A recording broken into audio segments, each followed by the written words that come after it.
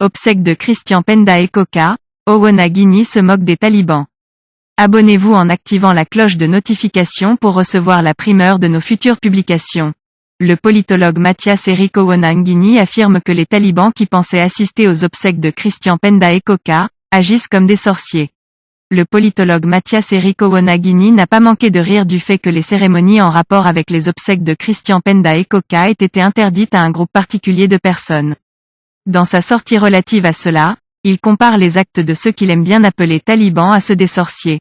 Les talibans qui voulaient aller à l'inhumation de Tonton Mo Penda, sont comme des sorciers qui viennent à la collation offerte à l'issue de l'enterrement d'une de leurs victimes, a-t-il écrit sur son compte Twitter.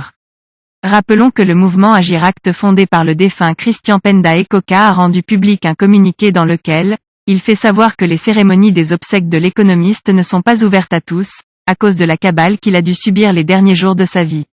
Comme vous êtes nombreux à le savoir, les derniers moments de vie de notre président ont été marqués par une cabale extrêmement violente, malsaine et injuste orchestrée par des membres et sympathisants de son allié politique. Cet épisode a profondément meurtri CPE, Christian Penda et Coca, qui s'est étonné du silence de cet allié.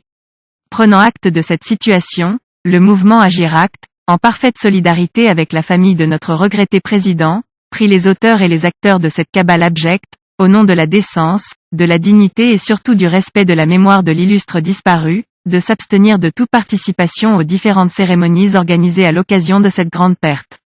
Ceci évitera tout dérapage et permettra de consacrer toute énergie à rendre un hommage à Christian Penda et Coca dont la vie mérite d'être célébrée en toute sérénité. Peut-on lire dans ce communiqué signé par le professeur Yap Boum II, le vice-président du mouvement Agir Act. Même si le professeur Yap Boum II ne nomme personne dans son communiqué, il parle de l'allié politique et on sait qu'il s'agit de Maurice Kamto. Et il était déjà connu de tous, qu'à cause de l'audit des fonds de l'initiative Survie Cameroun, la relation qu'il avait avec Christian Penda et Coca n'était plus au beau fixe.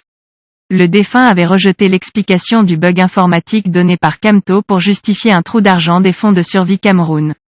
Et les militants du MRC, dans tous les cas, s'en sont pris à Penda et Coca qui, s'étaient étonnés du silence de son ancien allié politique. Veuillez prendre 3 secondes pour liker la vidéo et la partager. N'oubliez pas de vous abonner à la chaîne YouTube, Boudman, sur le